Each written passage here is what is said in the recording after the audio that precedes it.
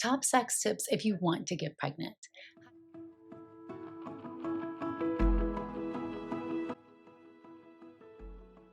Hi, friends. Today I am breaking down some of the fact or fiction myths that I've heard when it comes to intercourse and getting pregnant.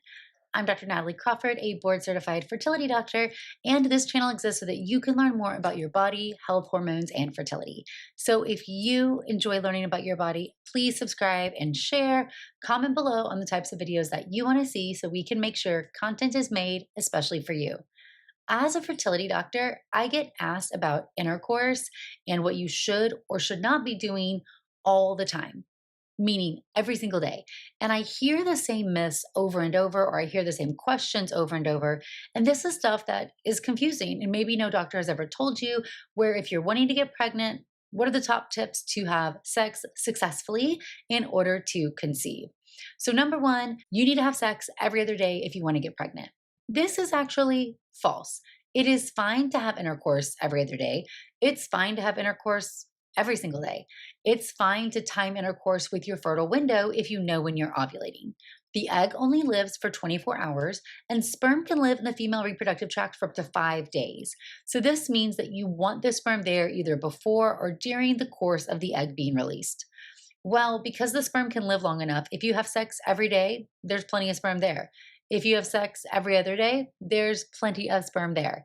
If you do not have very frequent intercourse, this is when we really want you to try to target closer to ovulation. And the ideal time is going to be the day before or the day of ovulation if you are tracking your cycles. But you do not specifically need to have intercourse every other day. That's false. All right, number two is going to be missionary position is the best. Missionary position is one position, totally fine. It is not better for conception. You'll hear people say that the location of the sperm in the ejaculate and the cervix is going to be more ideal this way.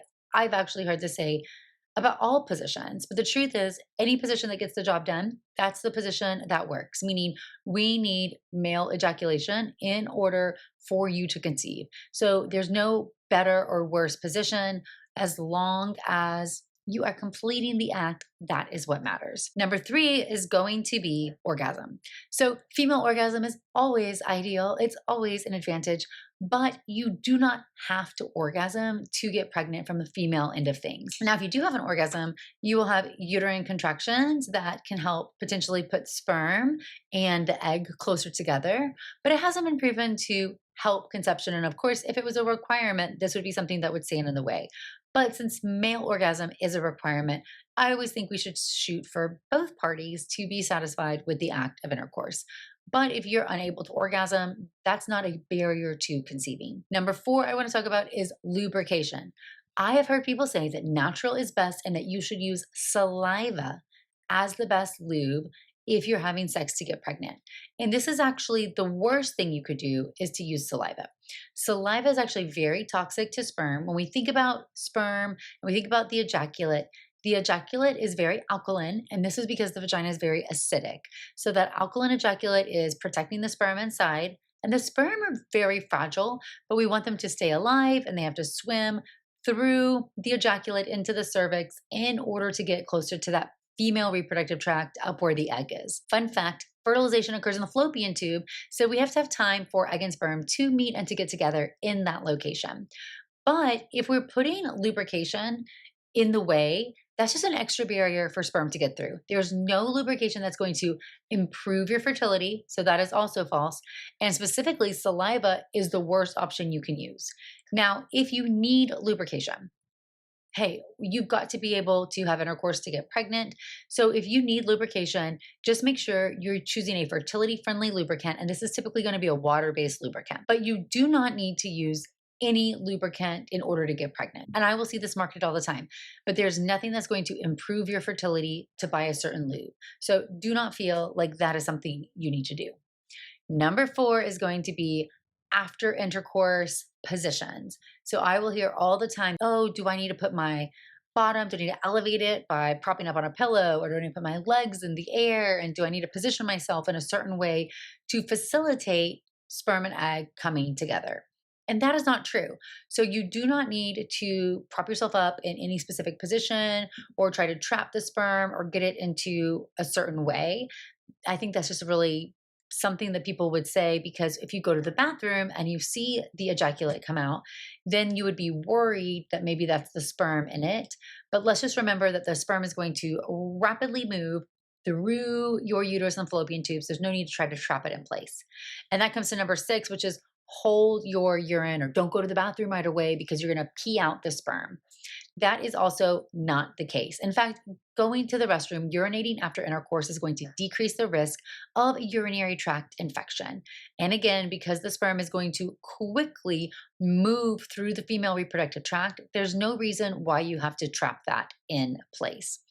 And then a question that I'm asked all the time is, well, what about after the fertile window? So if you're somebody who is tracking your cycles and you are timing intercourse, and now you know that the egg has already come through the track, and now you're 24 hours after that, so the egg is no longer viable. What about intercourse and implantation? Can that be harmful? Well, there was a study done in 2020, published in Human Reproduction, looking at this. And the thought here was that, are those uterine contractions in the luteal phase, the second half of the cycle after ovulation, are those potentially harmful to implantation? So this study looked at over 2,000 cycles. It was observational. So they were looking at people who had sex in the luteal phase or those who did not, and trying to determine if peri-implantation, specifically, meaning post-ovulation day 5 to 9, when we know that implantation is occurring, if you had intercourse in that time frame, was that hurting your chance of pregnancy? And there was a smaller study that was done before this that suggested it might. But this was a larger study, and no impact was seen between the frequency of having intercourse in that peri-implantation window and pregnancy rates. So whether you had 0 or you had intercourse every day, that did not impact your ability to get pregnant. So there is no need to recommend abstinence after ovulation or during the implantation window if you're trying to get pregnant. And I'll put the one caveat here: if you're undergoing fertility treatment, that might be different. Sometimes you have different restrictions for different reasons. And so if your doctor is giving you a certain recommendation, then please know that is the reason why. Many people also ask, is there a way to time intercourse and to have a boy or to have a girl? And this is based on something called the shuttles method, which is the premise that the X chromosome is bigger and heavier than the Y chromosome, which is true. And so the thought is that the Y chromosome, or those male sperm, are going to move faster than the X chromosome or female sperm. And so the idea here is that if you want to try to time for a certain sex of a baby, if you want to have a boy, you should abstain and then only have intercourse the day that you are ovulating, so that those fast male sperm can get there. And that if you want a girl, you should have intercourse a few days before ovulation, but then not at all, and abstain afterward and abstain during ovulation, so that the faster male sperm are not going to be the ones to fertilize the egg. This has not been shown to impact the sex of the baby. There's no studies have looked at this, and no studies have proven that this is in fact true as far as timing intercourse in this way to help you have sex of a certain child. However, it's fun if you do not have infertility and you want to try to family plan and choose the sex. There's nothing wrong with this approach. However, I caution that if you have infertility or you're having trouble conceiving, I never recommend having less intercourse on purpose, because our goal is to try to get you pregnant, and we know that having intercourse in the fertile window or closer to ovulation is always going to have the highest chance of success. Well, hope this video helped you learn a little bit more about intercourse and trying to conceive. As always, you can follow along on Instagram at Natalie Crawford MD. You can listen to the As a Woman podcast, which is right here on the YouTube channel now, and sign up for the newsletter at nataliecrawfordmd.com/newsletter. Stay tuned for my new book, The Fertility Formula, out for pre-sale very soon.